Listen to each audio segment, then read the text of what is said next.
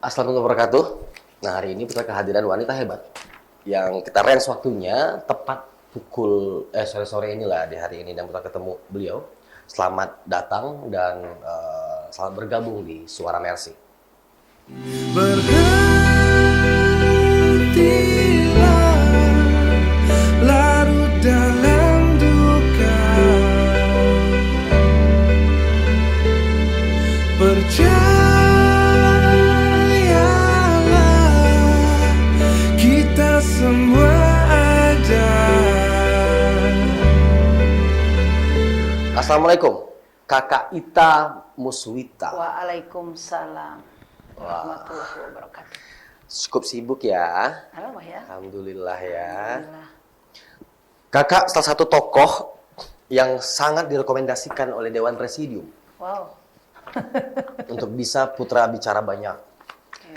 Katanya ada menarik dari Kak Ita ini, banyak banget pengalaman di lapangan seperti apa dan merasakan betul apa yang terjadi di medan perang, di musibah, misalnya begitu di bencana-bencana alam dan bencana-bencana lainnya. Nah, izinkan di meja ini, di meja putih ini, di ruangan putih ini untuk kita bicara intimate, buka-bukaan saja. Oke. Tapi tetap bukalah yang bisa kakak buka. Enggak semuanya. Nggak semuanya. Sesantai mungkin. Pertama sebelum itu, sejak kapan kakak di Mercy?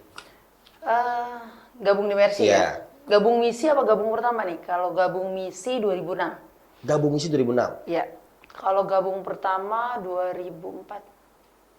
Oke. Selama 2 tahun setelah bergabung, baru ada waktu atau bisa masuk dalam misi. Iya, betul. Misi pertama di mana? Bencana Bantul kalau nggak salah tuh, Jogja. 2006 Bantul. tuh. Itu ngapain nggak? 2006 tuh gempa Jogja tuh. Dahsyat tuh gempanya. Tim bedah. Tim bedah. Tim bedah. Kakak dokter? Enggak, saya perawat kamar bedah. Untuk Perawat kamar trauma, khusus untuk ortopedi, patah tulang. Terus ilmu komunikasi juga? Sarjana komunikasi juga? Itu sampingan. Luar biasa. Jadi sambil membedah, sambil biar konsumen juga komunikasinya juga lancar gitu ya. Jadi nggak gaptek-gaptek nggak kudet-kudet banget lah. Kudet-kudet gitu. banget. Oke. Oh, itu 2006 itu misi di saat di Bantul ya? Waktu Iya, itu, kayak. Bantul kalau nggak salah. Itu langsung terjun ke Terjun sama dokter Jose waktu itu tuh. tim bedah. almarhum. Almarhum, Iya. yarham. Wow, itu di screening lo nggak sih atau tiba-tiba Kak Ita masuk jalan gitu? Oh gitu. Sebelumnya tuh saya sama dokter Jose itu satu rumah sakit. Satu rumah sakit di salah satu rumah sakit swasta di Jakarta Selatan. Dia bilang gini, gue tuh butuh perawat bedah yang tahu isi kepala gue, gitu. Jadi gue nggak usah banyak ngomong, Iya. lo atur seperti kita biasa, gitu. Berarti Anda cukup dekat sama dokter Yose? Iya, sebelumnya saya iya, karena satu rumah sakit. Jadi udah kenal lama sebelumnya. Cuma kalau di Mercy-nya kerja bareng di Mercy ya 2006. Kalau sebelumnya sih udah biasa. Udah biasa. Oke, aku tunda dulu pertanyaan itu. Ya. Jelasin sedikit kan di Bantul. Kakak ngapain? Apa yang terjadi di sana? Waktu itu gempa Jogja 5,9. Saya cuma mikir 5,9 ngapain mesti tim bedah gitu Iya, kan. iya. Cuma lupa bahwa kedalamannya itu kurang dari 10 kilo. Nah, gempanya tuh dahsyat banget. Pas kita datang ke sana, Dr. Jose itu kan nggak ngambil apa ya, nggak terlalu banyak planning. Udah eksekusi, lu berangkat, lu bawa baju aja untuk seminggu dulu gitu. Udah bawa baju. Kebetulan juga saya orangnya simple, nggak ribet-ribet banget. Udah bawa baju satu ransel, berangkat malam itu ke Dr. Jose dengan Dr. Jose dan teman-teman. Kita berangkat kurang lebih jam 11 malam sampai jam Jogja kalau nggak salah jam subuh lah. Subuh tuh terus kita dikawal sama mobil marinir. Jadi kita sholat di mobil, juga di mobil udah sampai sana. Nggak nyangka banget kalau korbannya itu ribuan. Jadi kita kalau nggak salah pertama kali itu di rumah sakit Panembahan Senopati. Oke. Ribuan pasien di situ. Ribuan. Korbannya. Korban di Selasa rumah sakit itu pasien udah diinfus-infus gitu dan nunggu nunggu tim bedah yang akan melakukan tindakan. Iya. Artinya kan teman-teman Mercy Jogja kan udah Iya. ada tuh. Mereka assessment, ini pasien-pasien mana yang berat yang harus segera dilakukan. Nah, kita datang tim bedah, buka kamar operasi, lakukan tindakan. Wow. Dan tapi cukup tim medis saat itu, cukup Kak? Cukup, alhamdulillah. Cukup ya? Mercy kan ada dokter anestesi, dokter bedah, dokter lengkap lah kita Lengkap, semuanya. iya, Perawat bedahnya juga lengkap lah gitu. Gitu. Gempa Padang Gempa Padang 2009. 2009, oh itu Pariaman tuh kalau nggak salah. Kakak juga terjun ke sana? Iya. Ah, orang Padang. Sebenarnya sih orang Padang. Uni dong. Ada yang manggil Uni, ada yang Kaita, tapi kebanyakan Kaita lah. Kaita. Saya lahir besar di sini. Pernah ke kampung ibu sekali, kampung ayah sekali. Tapi saya kalau orang Padang ngomong saya ngerti, tapi ngomongnya susah. Ngomongnya susah. Susah. Oke, saya gitu Kak. Saya juga gitu. Penting orang Padang ngomong kita tahu nih kita diomongin.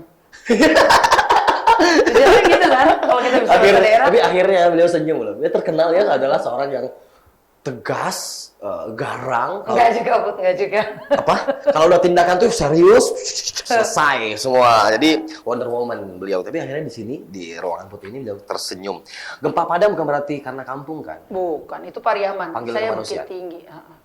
Manusiaan. Nggak ada hubungannya dengan tempat lahir orang tua. Lihat foto ini Kak. Kakak yang mana? Yang tengah. Tengah. Bener ya? Bener-bener ini ya. Bener kayak kalau begini kan kayak orang Kayak orang bener ya? bukan. lebih banyak ilmu komunikasinya kan ininya dibanding.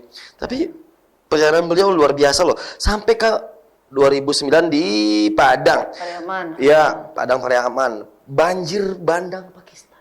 Oh iya. Itu tahun berapa ya? 2010 kalau nggak salah. 2010 ya? Pergi sama siapa? Kita ada tim lagi, ada tim, itu ada dokter bedah saraf, dokter umum, saya, kemudian ada logistik juga, ada dokter umum, berapa tuh kita, kalau nggak salah kita 5 apa 6 orang dari Jakarta. Pernah ngalamin hal yang sangat berkesan, maksudnya itu sangat-sangat Di waktu di Pakistan? Iya. Oh, Pakistan ini, Pakistan itu misi saya yang pertama kalau nggak salah keluar negeri, ya lupa deh. bersama Kita- dokter Yose juga saat itu? Enggak, itu Enggak. tim, enggak, beda lagi. Oke, iya 2010 benar. Iya 2010 ya. Nah di tahun yang sama ada misi Tanjung Priuk. Kakak ngapain? Itu kerusuhan Mbah Priuk. Dulu tuh sempat heboh tuh, Iya, kerusuhan iya, Mbah iya. Priuk. Ini Karena sempat- makam mau dipindah gitu kan. Iya. Kalau nggak salah dulu makam mau pindah. Nah kita dibagi 2 tim. Itu kejadiannya lucu tuh. Sebenarnya kita yang berangkat, saya, Dokter Hadiki, sama ada teman saya lagi, Islamiyah. Iya. Hari itu pamit ke Mercy untuk tidak ikut rapat. Jadi 3-3-nya. Biasanya kan kalau nggak ikut rapat ya udah aja nggak datang. Iya. Itu dilalahnya kita 3 datang, ternyata makam Mbah Priuk itu lagi pecah tuh. Ya udah, nggak ada istilah nggak ikut rapat. Akhirnya malah disuruh pergi ke Tanjung Berangkat Priuk. Berangkat sore itu juga. Oke. Ada yang bisa ceritakan hari ini? Yang bisa dibuka di sini, di meja putih ini? Kakak ngapain? Apa yang kakak berkesan sekali di situ? Di situ ya. Ini buka aja yang mau kakak Buka aja ya, nggak apa-apa ya. Ya, kejadian Priuk itu sebenarnya kejadian yang apa ya? Yang banyak masyarakat nggak tahu. Artinya, ini sebenarnya kalau saya bilang kesalahan prosedur dari pemerintahan. Kesalahan Pemerintahan tanda kutip. Artinya yang pada saat itu Satpol PP terdesak sebenarnya oleh masyarakat, tapi oleh pimpinannya tetap disuruh maju. Oke. Akibatnya korban di bagian Satpol PP itu luar biasa banyaknya. Justru Satpol PP juga banyak terkena korban? Banyak jadi korban? banget. Oke. Berarti kakak di tengah-tengah ya maksudnya? Jadi saya di dalam terminal peti kemas. Ini dalam terminal peti kemas. Saat itu kita dipandu oleh Dokpol. Jadi Mercy, Dokpol, cuma 2 itu aja timnya. Kita menangani kalau nggak salah mungkin kurang lebih 300-400 aparat lah. Wow. Yang terkepung oleh massa di luar. Jadi mereka nggak bisa udah masuk nggak bisa keluar karena kalau keluar diserang sama massa. Itu korban masa ada nggak? Nggak, yang di situ itu aparat semua. Aparat semua. Massa korban di luar peti kemas itu massa udah sulit dikendalikan kalau saat itu sih ya. Ya alhamdulillah tuh dijaga sama ini. Sama pintu terminal peti kemas. Pernah ngeliat nggak sih terminal peti kemas itu gimana? Pernah tahu kan? Gede gitu kan? Itu ditutupnya itu. Wow. Sempat diri merasa terancam saat itu? Apanya Karena tuh? banyaknya orang kan nggak? Maksudnya Ah. kalau posisi kakak di sana. Oh enggak. Kita triasenya pada saat itu, triase itu pemilihan korban ya. Iya. Pada saat itu pemilihan korban kan biasanya satu-satu korban tuh. Berhubung saya pikir aparat, walaupun gimana, aparat kan pasti kuat ya. Saya cuma bilang gini, kalian yang merasa luka berat ke sini, Iya. luka ringan kanan. Keluar tuh Pisahkan Ita, diri. sebenarnya keluar tuh. Keluar dong. Leadernya keluar dong. Ha-ha. Kiri untuk yang berat. Kenapa saya bilang begitu? Karena di sebelah kiri mobil ambulan kita, mobil kita yang kita bawa. Sebelah kanan kita nggak ada, harus jalur aman ini. Nah, kemudian di sebelah sini kita siapkan untuk jalur evakuasi. Jadi kalau kita di lapangan itu Oke. otak itu tiba-tiba kayak cerdas gitu loh. Kan Mendadak semua cerdas. emang cerdas. Mendadak cerdas. Jadi yang berat ke sini, yang ringan di sini gitu. Jadi udah baru kita menangani korban-korban yang harus benar-benar ditangani. Karena pada saat itu kan dari aparat itu juga banyak sekali luka-luka parah, baik aparat, polisi maupun Satpol PP. Ya kasihan lah keadaannya pada Soalnya saat ini itu. kan case ini kejadian itu tuh memang tidak terblow up secara ini Kak. Jadi sebagai apa ya, terbilang sejarah yang orang Iya. Kakak lihat langsung seperti itu. Mungkin Iya. ada memori yang sangat melekat di saat itu. Di saat itu saya pertama kali seumur hidup ngelihat mobil aparat Iya. dikasih bom molotov terus naik ke situ terus turun. Kita semuanya kayak di pos ngelihat Yo, kayak Fast turun. Furious, kayak film. Iya, kayak film gitu. Gile gitu ya. Nah itu pertama kali tuh ngelihatnya kayak gitu. Oh ternyata benar ya begini ya. Gila ini keadaan. Dan itu memang nggak terekspos.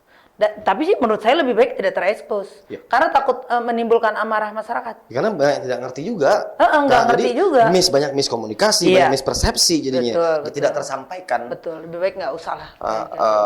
Dan aku ngerti itu, jadi makanya aku nggak tahu tanya dalam sama kakak, karena nanti bisa jadi kakak yang dicariin orang. Iya, Karena betul. kakak sebenarnya banyak yang tahu kan. Nah, Semoga nggak ada yang nanya habis ini ya. Global to Jerusalem 2012, 2 tahun setelah itu. 2012. Menarik beliau loh. GMJ, Global March Jerusalem. Ya, much. Ya. Kakak sama siapa ini kak? Itu ada Dokter Mea, ada Putra, ada Dokter Akun. Oh Putra nggak ikut waktu itu? Oh Putra, Oh, Putra beda. yang lain. Oh iya. Putra waktu itu masih SMA kayaknya. Ya kan Put? Enggak dong, 2015. 2000? Udah kuliah. Oh udah kuliah? Oke. Emang aku awet muda gitu kak lihat? Kayaknya sih. Salah, agak salah. Agak salah. Wow. Yerusalem. Terus, tapi ini, nggak ada penanganan kayak? Oh enggak. Ini kita campaign tentang pembebasan Palestina ke 5 negara. Itu dari satu negara lewat border tuh. Itu keren juga tuh. Keren artinya kalau selama ini kan orang tuh dari bandara ke bandara. Ya. Kita dari border ke border. Nah kebayang kan? Perjalanan sebulan tuh. Yo. Aduh. Sempat ada masalah kak perjalanan? Perjalanan enggak, cuma mengenai visa aja. Kita agak terkendala visa. Kita ketika masuk Jordan ya, kita pikir masuk Jordan itu bisa visa on arrival. Ternyata itu memang harusnya didaftarkan dulu. Oh enggak, masuk Libanon, sorry. Dari Turki ke Libanon. Oke. Kan perjalanan pertama tuh ke Pakistan, kemudian Iran, kemudian Turki, kemudian Libanon, baru terakhir kita di Jordan. Dari Turki ke Libanon itu sebenarnya nggak pakai visa on arrival. Kita pikir bisa. Nah itu sempat ada kendala, tapi alhamdulillah nego-nego. Kebetulan ketua timnya itu Dr. Mia tuh, Tonggo Miati. Nah dia nego-nego ke duta besar kita di Libanon. Akhirnya kita bisa diurus. Jadi selama perjalanan dari Turki ke Libanon kita aman. Ketika masuk Libanon kita udah dapat visa. Dijemput sama staf kedutaan. Wow. Indonesia loh yang bisa nego begitu, negara lain belum bisa. Jadi kita dulu yang keluar dari kapal di antara semua peserta. Dalam situasi perang. Pada saat itu perang yang lagi hotnya itu Suriah. Jadi kita nggak ngelewatin Suriah. Oke. Jadi kita dari Libanon langsung ke Jordan naik pesawat pada saat itu. Selebihnya kita lewat border. Ini mohon maaf Kak, untuk tanya. Saat itu kakak keluarga tinggal? Izin nggak apa-apa? Diizinkan. Diizinkan. khawatir pasti ya. Kakak tahu nggak sih itu nggak semua wanita yang mau kayak gitu. Bukan mengecilkan hati wanita, tapi Iya. faktanya tidak semua orang yang wonder seperti dirimu gitu. Apa yang dipikiran saat itu kok bisa? Kan situasi lagi ini banget ya saat itu ya. Gini Put, kalau kita ngomong mau berangkat nih, terus kita ngomong ntar kalau gue mati di sana gimana ya? Sedangkan kita nggak pernah tahu kapan kita mati. Tuh teman-teman kita yang pulang pergi ke Gaza berkali-kali hidup lagi sampai di sini, balik lagi. Iya. Artinya kan nggak perlu takut juga. Berarti bukan berarti mati di mana yang takuti, karena mati itu beriringan terus selalu. Iya. Sekarang dari sini aja bisa. Bagaimana cara mau yakinin keluarga saya itu kamu berangkat? Alhamdulillah ya saya punya keluarga yang mana ya? Bilang bukan cuek sih, cuma bilang gini aja. Yang penting kamu ada kabar. Saya cuma bilang Bu, kalau Ita nggak ada kabar, hubungi aja Mercy, ini kasih nomornya. Udah selesai. Mercy lah bertanggung jawab. Iya, udah. Oke, 2012. Wah, 2013 kakak di Filipina. Oh, Angin topan nggak? Haiyan. Oh iya. Belum pernah. Filipina ini kejadiannya ini juga nih, exciting.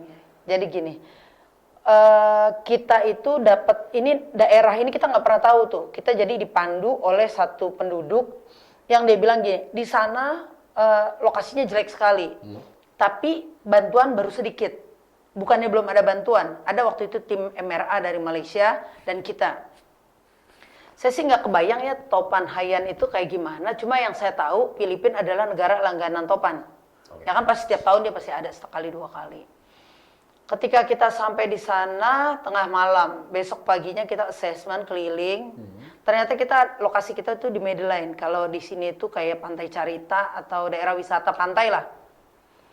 Yang kita lihat di pantai pohon kelapa semuanya posisinya 45 derajat. Jadi miring semuanya. Terus ada satu lapangan kita lihat akar pohonnya ya mungkin segede gedung Mercy luasnya nih. Tuh akar diameternya mungkin 100 atau 200 meter. Gede banget. Di atasnya ada mobil sedan merah. Nah itu ngapain? Ngapain? Terus kita langsung mikir, ini topannya kayak gimana ya? Akarnya ada di atas, mobil ada di atas. Pada saat itu di Medellin itu di daerah kita itu yang selamat itu satu gereja sama balai pertemuan. Selebihnya hancur. Rumah sakit ada tapi ada kerusakan, tapi kayak dapur, laundry semuanya hancur. Perawatan ada tapi ini internetnya turun gitu. Turun, iya. Nah ini kan lagi Mercy, bersama Mercy ya Kak ini? Iya, Nah, iya, sama Mercy. Sama teman-teman juga nih banyak. Ada kendala nggak saat mau berangkat? Saat sampai ke sana Kak? Ini banyak yang nggak tahu loh, karena ini yang kita bilang, yang tahunya kan Gaza. Iya. Ternyata banyak Mercy ini di mana-mana. Kakak tuh udah sampai ke Filipina 2013 angin topan, Iya. Haiyan, terus tapi masyarakat Indonesia Masyarakat Indonesia tuh untuk yang kayak gini mungkin kurang terekspos ya. iya, kan tapi ada karena, kan ikut mensupport atau membantu saat itu. Iya, membantu. Kemanusiaan itu. Iya, iya. Tapi maksud saya untuk kayak topan mungkin dia pikir topannya segimana sih gitu. Kayak waktu saya pergi ke Pakistan, kan Pakistan banjir. Mercy tuh banjir karena itu ternyata 1/5 negaranya itu terendam gitu loh. Kebayang Pakistan segede gitu 1/5 negara terendam, dan itu juga nggak terlalu banyak terekspos di Indonesia. Wah, harusnya bukan apa ya. Nah, teman-teman, informasi lagi nih, ternyata Mercy pun ini sebagai suara Mercy ya, gue promo lah. Tapi promonya ini benar fakta. Maksudnya ini apanya fakta sejarahnya ada, Kak Ita masih bisa cerita apa adanya. Ternyata Mercy tidak hanya tentang Palestina. Mercy ada di mana-mana, ada di Myanmar, Filipina, dan tentang nasional sendiri di Indonesia sendiri pun Mercy hadir kan Kak ya. Dan ini bukti bahwa Indonesia punya peran penting di dalam dunia. Peran penting dalam kemanusiaan itu sendiri diwakilkan oleh Mercy. Nah ternyata namanya sesuai dengan namanya, medical emergency. Jadi kalau udah emergency, berarti ada Mercy di situ. Udah itu aja. Jadi nggak hanya tentang kalau ada mau bencana, musibah, emergency, insya Allah ada Mercy. Insya Allah ada. Ya. Terus Kakak ke Myanmar? Myanmar, iya. Myanmar itu tahun berapa ya? 2015. Oh, 2015 ya? Iya. Betul. Myanmar itu setelah kerusuhan 2012 kalau nggak salah, itu kan besar. Berikutnya kita kirim tim itu untuk assess lagi pelayanan di camp-camp pengungsi. agak ribet kalau teman-teman tentu pergi ke Myanmar, kalau untuk wisata aja sih dikasih akses. Tapi ketika kita masuk ke camp-camp pengungsi, itu negonya alot banget untuk bisa masuk ke camp-camp pengungsi, karena kan itu satu, kita juga ada larang-larangan untuk tidak mengambil gambar, untuk tidak, banyak lah larangannya di situ, banyak sekali. Karena kita berhubungan dengan junta militer ya tentunya gitu. Itu ada apa? Ada berapa waktu itu Kak? Kondisinya ada berapa kubu kan di sana? Iya, kita waktu itu pergi ke Rohingya, ke camp di Sittwe. Kemudian kita dapat akses untuk bisa masuk ke camp pengungsi Muslim nih ya. Kemudian ke camp pengungsi Buddha juga kita dapat akses. Anda juga bantu yang Buddha? Iya, iya, karena kita maksudnya gini loh, seringkali orang berpikir bahwa mungkin Mercy, oh yang Muslim aja deh kita bantuin, yang ini enggak. Pada dasarnya kita enggak. Jadi kita pada saat itu siapa yang penting dibutuhkan, mungkin kalau pada saat itu musuh kita pun yang kena, ya kita memang harus bantu dia yang pertama. Kalau memang dia yang sangat membutuhkan ya pada saat itu gitu. Jadi ke Camp Buddha kita tetap memberi bantuan, kita memberikan pengobatan juga ke Camp Buddha. Makanya ini kan bukan yang pertama kali masuk, sebelumnya udah masuk. Makanya ketika kita masuk, mereka ngelihat kaos kita nggak terlalu aneh gitu loh, nggak terlalu aneh. Cuma di situ ya waktu itu Mercy itu salah satu usahanya yaitu ingin memberikan status mencoba mengajak masyarakat untuk bersuara untuk mendukung masyarakat Rohingya untuk mendapatkan status kewarganegaraan. Mereka kan selama ini stateless. Bukan hanya ini kita kasih makan, lo kan terjolimi ya, dalam arti kata ini gua kasih makan, enggak begitu. Kita malah ingin mereka mempunyai status kewarganegaraan, dan itu sangat penting karena itu menyangkut hajat hidup anak-anak Rohingya yang di camp-camp pengungsi untuk akses pendidikan. Benar. Hak dia sebagai manusia. Iya. Itu yang agak lebih. Iya, itu yang lebih tekankan. Di situ juga kan kita pergi tuh ada ke sekolah yang didirikan oleh pemerintah Myanmar yang di dalam camp, tapi kan itu cuma sampai tingkat SMP kalau nggak salah mereka. Jadi ya udah stuck sampai situ. Kalau mereka pun dapat beasiswa ya nggak bisa diterima karena nggak punya status kewarganegaraan, nggak punya paspor. Itu jadi kendalanya gitu. Jadi kalau misalnya orang berpikir bahwa kita kasih makan aja, ya hidup lu sampai seberapa sih? Tapi kan kita harus berkembang. Ya kan, nah itu yang selalu Mercy pikirkan, maksudnya jangka panjangnya bahwa mereka sebagai manusia harus mempunyai kedudukan yang sama di mata hukum. Iya. Nah, di Mercy sendiri kan Kakak sebagai ketua divisi Banlog kan? Bantuan logistik. Tapi juga terkadang berpindah-pindah. Dalam arti kata di sini kadang jadi ini, jadi itu, mau nggak mau jabatannya banyak. Iya kan? Nah, jadi memang sangat relate dengan lapangan, dengan logistik, dengan keadaan. Bahkan sampai tahu bahwa korban begini, pasien begini. Iya. Nah, ada nggak sih yang sampai hari ini mungkin yang bikin haru, yang agak lihat korban itu yang kalau narasumber sebelumnya, Dr. Ben itu lihat anak kecil di Gaza. Dikasih duit, dia hanya bisa bilang makasih dan beliin permen buat semua. Itu buat dia terharu. Sederhana tapi simple. Buat sudah simple tapi deep buat Dr. Ben. Orang Dr. Sarbini Abdul Murad. Buat kakak, sekian banyak dari lokal sampai interlokal, sampai internasional. Apa? Satu aja yang buat kakak ternyata kemanusiaan itu di atas segalanya. Iya, waktu di Filipina. Filipina itu kita tinggal di rumah sakit misi Katolik. Ya otomatis orang Katolik semua ya, cuma kita doang kan. Terus makan nih, jadi masalah kan makan. Saya cuma bilang gini, kami tuh Muslim. Oh, apa yang bisa kami membantu gitu? Boleh nggak saya pinjem perangkat makan kalian? Selama kita di sini dipisahkan. Terus dia bilang kenapa gitu? Karena kalian kan makan babi, kami enggak. Minyak kalian mengandung. Oh iya minyak kita babi. Terus exciting banget dia pas saya bilang yang boleh ini, yang nggak boleh ini gitu kan ya. Terus jadi gimana? Perangkatnya saya cuci sesuai syariat Islam tuh, dia ngeliatin aja. Kakak itu udah bersih, udah kita cuci. Iya, nggak apa-apa ya kita cuci lagi ya nggak apa-apa. Mereka terus ngeliatin. Udah gitu dia juga bingung mau ngasih makannya. Karena ayam kita juga takut kan, motongnya juga ayam banyak ayam potong. Terus satu saat saya dipanggil, sini deh, dia kasih itu tuh.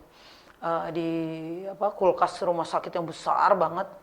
Dia bilang, kalau ikan kamu makan nggak? Wih, itu kan di pantai ya, wih, karena seger-seger banget. Kayak kita di Indonesia Timur gitu. Boleh, kalau yang ini kita boleh gitu. Jadi selama di sana, kita itu makan ikan-ikan segar dan bisa kebayang dong, Put, badan kita gede-gede semua. Karena makan kita terjamin banget.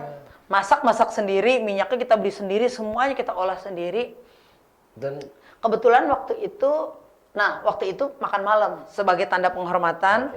Sebagai tanda penghormatan kita makan. Terus dari pihak rumah sakit bilang gini, kali ini kami mohon dari Mercy untuk membacakan doa makan. Kita tuh dulu, saya tuh sampai apa lu doa in the name of God, gitu-gitu lah. Karena kan setiap hari, pagi, siang, sore gitu kan, sebelum makan kan doa. Gitu ya pokoknya gitu-gitu lah pokoknya. Udah. Pas kita mau mimpin makan, masalah itu babi panggang satu gede banget di meja. Kayaknya enak juga nih ya. Iya, itu sebenarnya kayak crispy gitu ya. Kulitnya kan mengkilat-mengkilat gitu ya. Terus doanya doa apa ini ya? Terus kebetulan ketua tim kita itu Dokter Mugni, spesialis bedah itu beliau tuh di Gestip yang di Semarang, Mercy Semarang. Dia bijaksana gini, kami ikut kalian aja, jadi silakan kalian berdoa, kami mengikuti saja, gitu. Jadi kita diem, terus sembari kita mikir, kalaupun kita doanya apa? Ini babi juga belum babi Islam, gitu kan? Iya. Kecuali babi udah disunat, ya kan? Udah mualaf dah tuh. Betul. Mualaf. Salah lagi. Salah lagi. Atau dikasih dalamnya ada kurma. Ya gitu. Bukan, kayak kurma.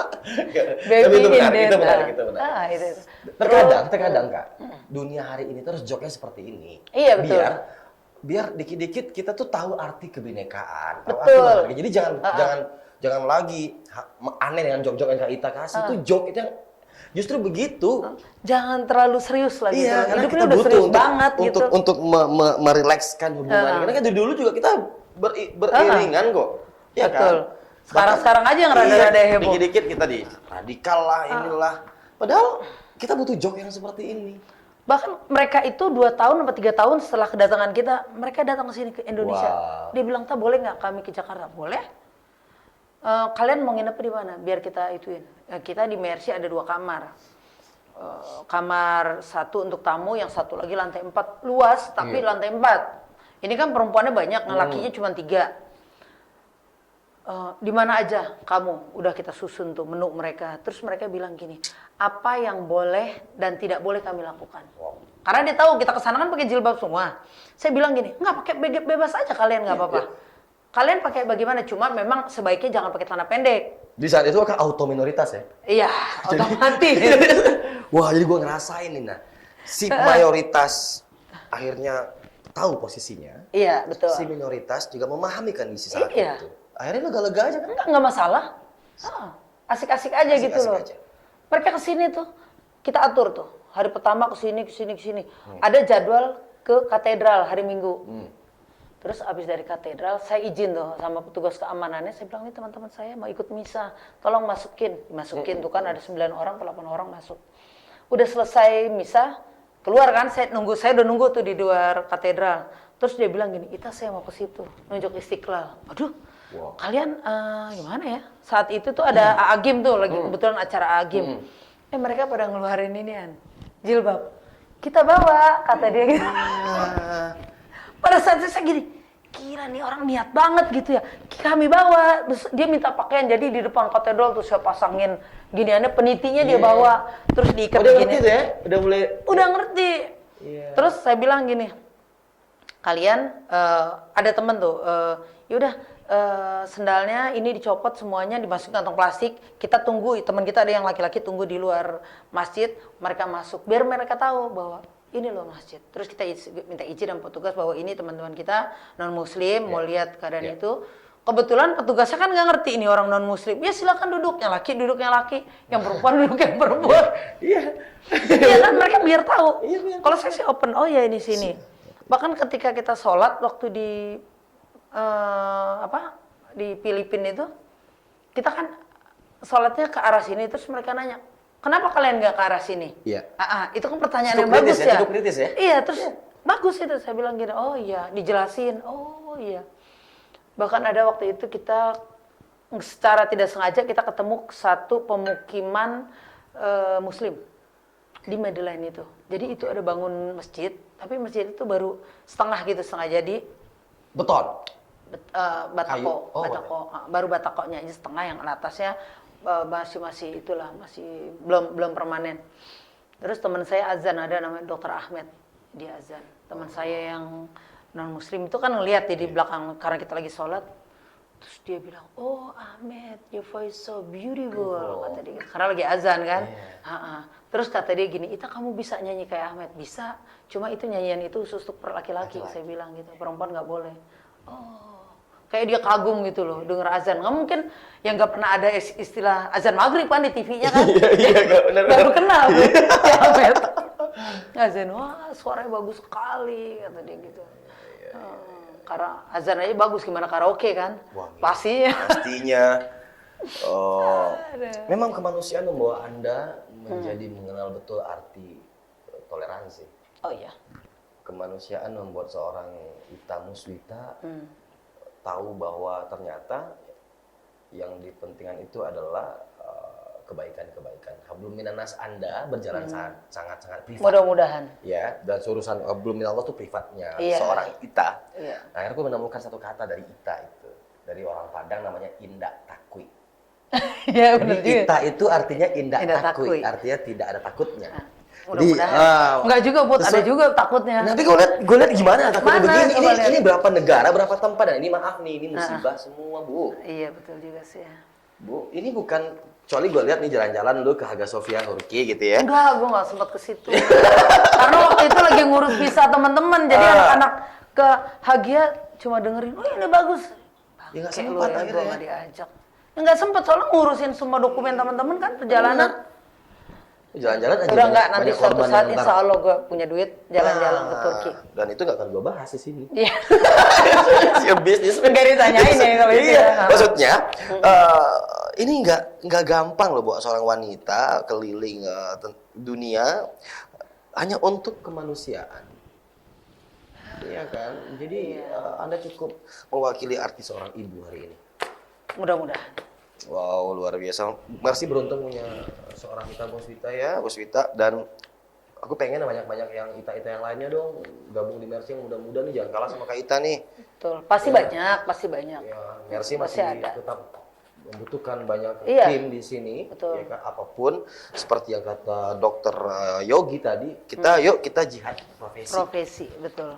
Ya, jadi seorang nih, enggak, ini beliau ngeri loh, kru, teman-teman.